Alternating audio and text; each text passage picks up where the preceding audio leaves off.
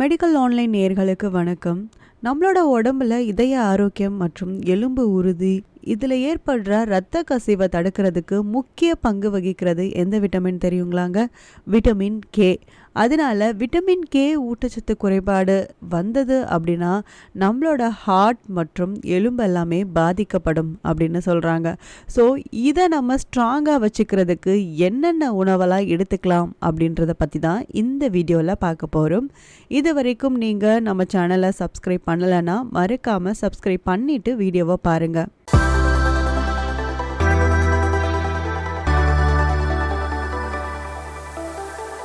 Vitamin K வந்து 2 வகையாக பிரிக்கலாங்க.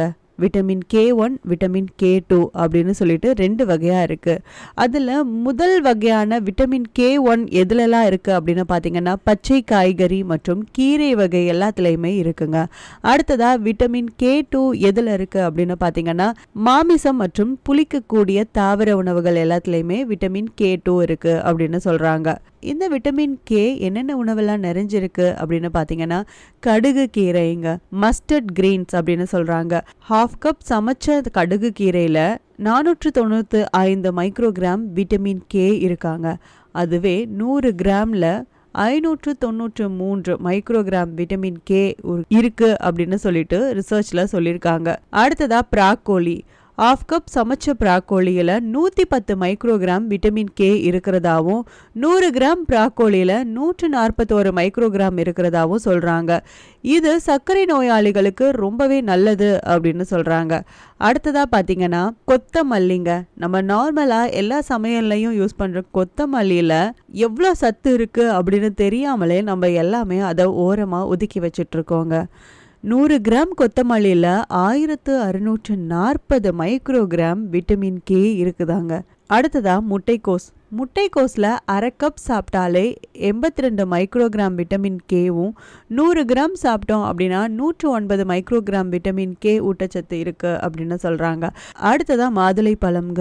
நம்ம மாதுளை பழத்துலேருந்து ஒரு 1/2 கப் சாப்பிட்டோன்னா போதும் 14 மைக்ரோகிராம் விட்டமின் கேவும் 100 கிராம் சாப்பிட்டோம் அப்படின்னா 16 மைக்ரோகிராம் விட்டமின் கே இருக்குது அப்படின்னு சொல்கிறாங்க. ரத்தத்தை ஆரோக்கியமாக வச்சுக்கிறதுக்கும் நம்ம உடம்பை ஸ்ட்ராங்காக வச்சுக்கிறதுக்கும் மாதுளை பழம் ரொம்பவே ஹெல்ப் பண்ணும் அப்படின்றாங்க. அடுத்ததா தக்காளிங்க. தக்காளி இல்லாமல் நம்ம குழம்பே வைக்க முடியாது. அப்படி நம்ம டெய்லியும் யூஸில் தக்காளி நம்ம ஆட் பண்ணிடுவோம். அதில் ஒரு 5 துண்டு சாப்பிட்டோம் அப்படின்னா 4.3 மைக்ரோகிராம் விட்டமின் கே இருக்குது அப்படின்னு சொல்கிறாங்க. அதுவே 100 கிராம் சாப்பிட்டோம் அப்படின்னா 43 மைக்ரோகிராம் விட்டமின் கே இருக்குது அப்படின்னு சொல்கிறாங்க. அடுத்ததாக திராட்சைங்க. திராட்சை பழங்கள் கண்களுக்கு ரொம்பவே நல்லது அப்படின்னு சொல்லலாம். அதில் 10 கிராம் சாப்பிட்டோம் அப்படின்னா 3.5 மைக்ரோகிராம் விட்டமின் கே இருக்குங்க. அதுவே 100 கிராம் சாப்பிட்டோம் அப்படின்னா 15 மைக்ரோகிராம் விட்டமின் கே இருக்குது அப்படின்னு சொல்கிறாங்க. இன்னும் பல விதமான பழங்கள் மற்றும் காய்கறிகளில் விட்டமின் கே சத்து நிறையவே இருக்குன்னு சொல்லலாம். இது எல்லாமே நம்மளோட டாக்டரை ஒரு கன்சல்ட் பண்ணிட்டு எடுத்துக்கிட்டோம். ஒரு நாளைக்கு எவ்வளோ விட்டமின் கே எடுத்துக்கணுமோ அவ்வளோ எடுத்துக்கிட்டோம் அப்படின்னா நம்மளோட ஹார்ட்டையும் எலும்பையும் நம்ம பத்திரமா பார்த்துக்க முடியும். சரி, வெஜ்ஜு சொல்லிட்டீங்க, நான்வெஜ் பிரியருக்கு எதுவுமே இல்லையா அப்படின்னு கேட்டிங்கன்னா சிக்கனுங்க. சிக்கன் பல பேர் ரொம்ப லைக் பண்ணி சாப்பிட்ற ஒரு உணவாகவே இருக்குன்னு சொல்லலாம்.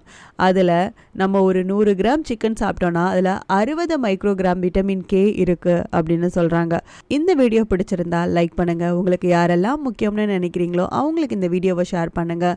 இதே மாதிரி நல்ல ஆரோக்கியமான டிப்ஸ்லாம் தெரிஞ்சுக்க மெடிக்கல் ஆன்லைன் சேனலை சப்ஸ்கிரைப் பண்ணிக்கோங்க.